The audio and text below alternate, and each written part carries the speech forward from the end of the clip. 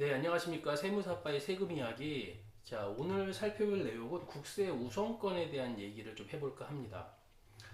국세 우선권이란 게 뭐냐라고 보면 모든 채권들은 평등하죠. 모든 채권들은 평등한데 그게 이제 채권자 평등주의라고 얘기하죠. 모든 채권들은 평등하다.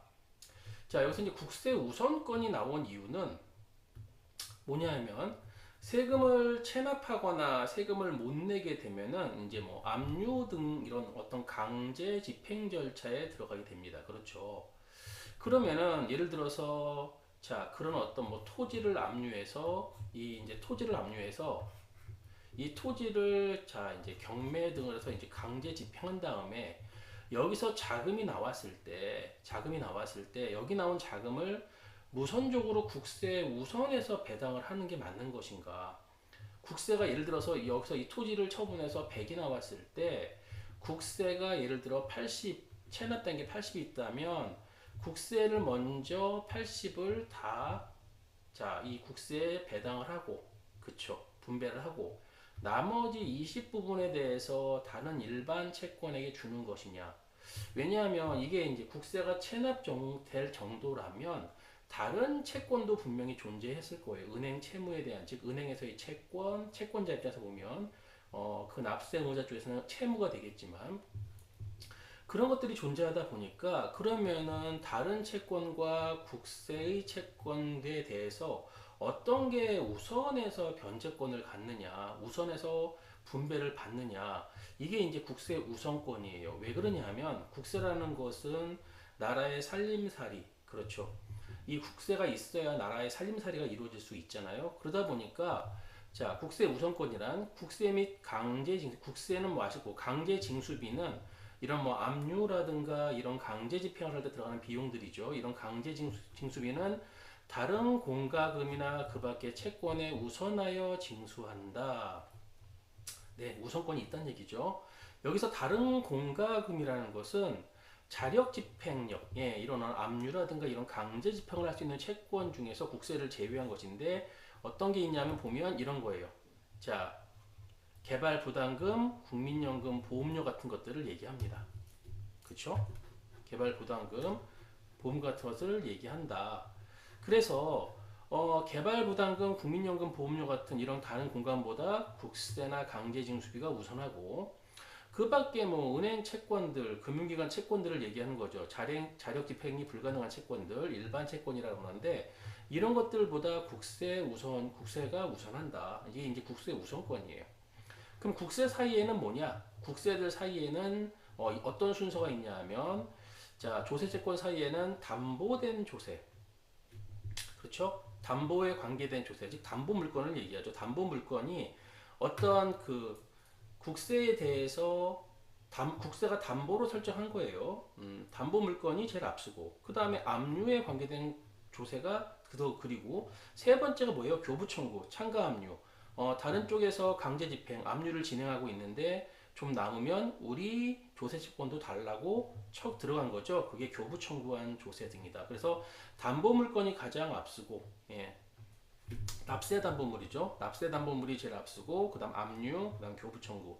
이런 순서로 이루어집니다. 그 조세 채권 사이에는. 자, 그래서 결론적으로 먼저 좀 보면, 국세와 다른 채권과의 어떤 우선 관계. 이게 이제 뭐냐면 국세 우선권의 예외예요. 자, 우선권을 제한한 거죠. 국세 우선권을 뭐 한 겁니까? 제한한 겁니다. 무조건 국세 우선권을 내세우지 않는다는 얘기죠.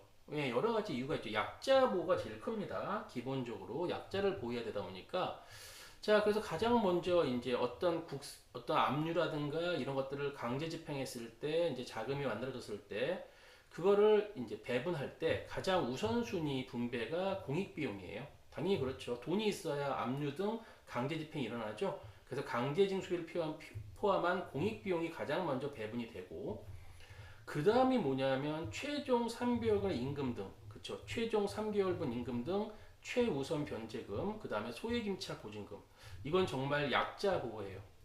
경제적 약자를 보호하기 위해서 이 부분에 대해서 최종 3개월분 임금, 최종 3년간 퇴직금, 그 다음에 뭐 재보상금 이런 것들을 얘기하는데 이런 것들은 정말 근로자의 어떤 생존권 보장이기 때문에 가장 먼저 하고 마찬가지로 임차인들의 소액 임차, 소액이에요. 전체가 아니에요. 소액 임차 보증금, 보증금 중에 일정 금액이 2순위가 되고 그렇죠? 그 다음에 3순위가 뭐냐면 해당 재산에 부과된 조세, 일명 뭐 당해세라 그러는데 그 재산에 부과된 조세 있죠? 상속세라든가 증여세, 종합부동산세. 그 재산에 부과된 조세는 일단 3순위 해당돼요. 꽤 높은 순위죠. 공익비용, 그 다음에 약자 보호를 위한 자, 최종 3개월 임금 등 최우선 변제금, 소액임차 보증금, 그 다음에 3순위에 당해세, 즉 상속세, 증여세, 그 해당 재산에 부과된 조세가 들어갑니다. 자, 그 다음에 나온 게 뭐냐면 이제 그 다음 4순위부터는 달라져요. 법정 기일과 담보권을 언제 설정하느냐. 법정 기일보다 담보권이 빨라요. 담보를 일찍 설정했어요. 그러면 4순위가 피담보 채권이에요. 은행 채권이 빨리 얘를 채권했다. 뭐 은행 채권이라든가 뒤에 이제 공부할 뭐 확정일자 이런 것들을 빨리 했다. 그러면 피담보 채권이 앞서고 그 다음에 일반 임급 채권이 나옵니다. 피담보 채권 다음에 일반 임급 채권 근로자들을 보호해야 되니까 나오고 그 다음에 국세가 좀 많이 늘리죠.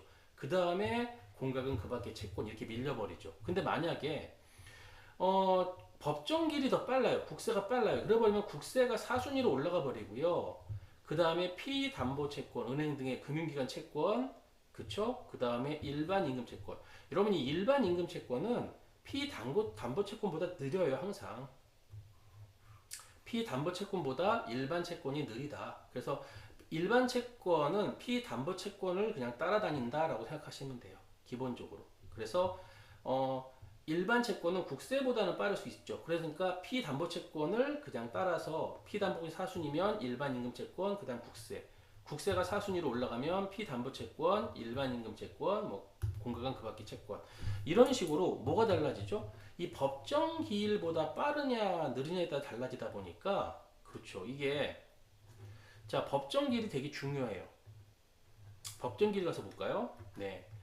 자, 신고납세제도 국세. 일반적으로 여러분들이 알고 있는 그러니까 상속세가 아니라 법인세, 소득세, 부가가치세. 그렇죠. 일반 이런 것들, 법인, 소득, 부가가치세. 이런 것들은 그 신고일이에요. 신고납세 제도에 의해서 국세인데 해당 세액을 신고했어요. 그럼 그 신고일이 법정기일이고, 예를 들어서 뭐 5월 30일에 신고했다면 소득세 5월 30일이 신고일이 되죠. 법정기일이 되죠. 근데 정부가 수시부가 결정, 경정, 이게 고지한 세액들은 경정이나 결정, 이렇게 수시부가 결정하는 고지한 세액들은 그 납부 고지서 발송일이에요. 납부 고지서 발송일이 뭐가 된다? 자, 신고일이, 납세 고지 발송일이 법정기일이 됩니다. 그렇죠. 그럼 결국 법정기일이 뭐냐면, 이 국세가 존재한다는 사실이 공시가 돼서 그 사실을 알 수 있는 날을 이제 법정기일이라고 얘기하는 겁니다. 이 국세의 존재를 확인하고 알 수 있는 경우, 이제 이거를 법정기일이라 얘기하는데, 결국 뭐 신고납세제도라는 거 결국 그 신고에 의해서 납세 의무가 확정되는 법인세, 소득세, 부가가치세 같은 것들을 얘기하는데, 그걸 당연히 신고했다면 그 신고일이 법정기일이 되고 정부가 결정해서 한다. 그렇다면 결국 납부 고지서 발송일이 법정기일이 되는 겁니다. 그렇죠? 자, 그래서 이 법정기일 전에 했느냐 그 이후에 했느냐에 따라서 이렇게 달라지는 거죠. 그래서 담보권 설정이 이런 것들이 법정기일보다 즉 신고일이나 납부 고지서 발송일보다 빠르다면 이 피담보 채권 등이 국세보다 앞서 버려요. 그렇죠. 먼저 분배를 받을 수 있다는 얘기죠. 그래서 뭐 은행권을 생각할 게 아니라 이제 확정일자를 이제 생각해 볼 수 있겠죠. 확정일자, 보증금, 임차인들을 보호하기 위해서 이제 보증금 등에 대해서 보호하는 게 뭐예요? 확정일자죠. 주택분에 대해서는 금액이 제한이 없고요. 주로 이제 주민센터에서 많이 확정일자를 받죠.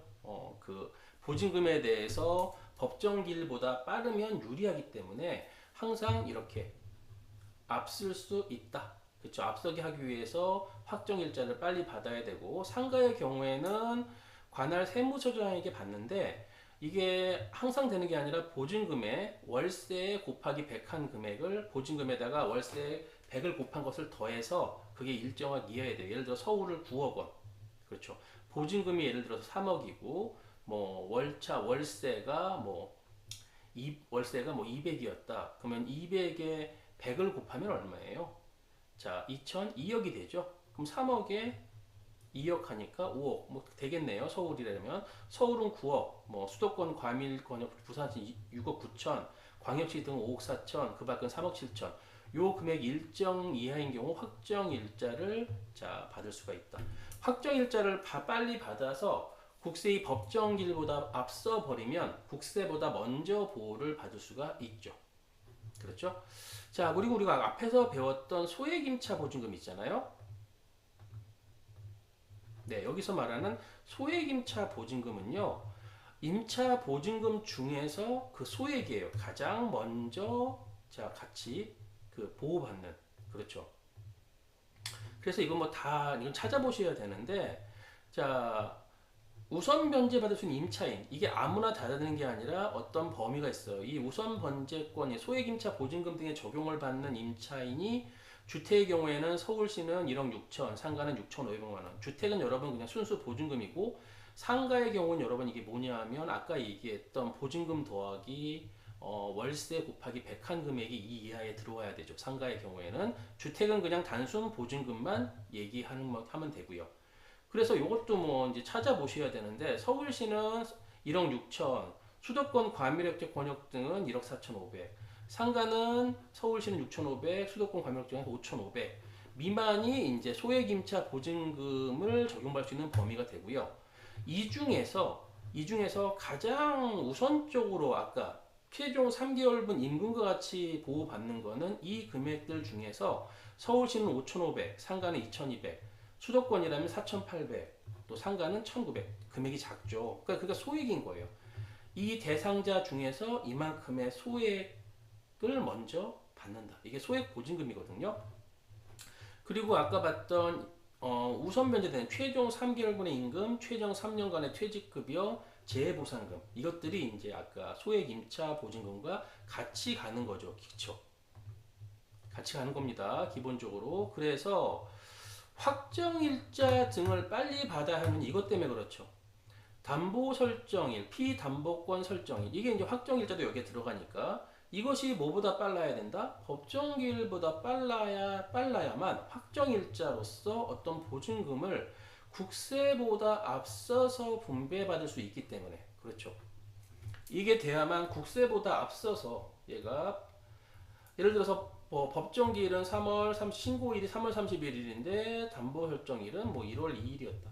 빨리 하게 되면, 더 앞서게 되면 이 피담보채권, 확정일자 등이라든가 이런 것들이 뭐보다 앞선다? 국세보다 앞서서 먼저 보호를 받다 보니까 항상 이런 법정일보다 확정일자 같은 것들을 빨리 보증금을 보호받기 위해서 확정일자 등을 먼저 빨리 설정을 해야 합니다.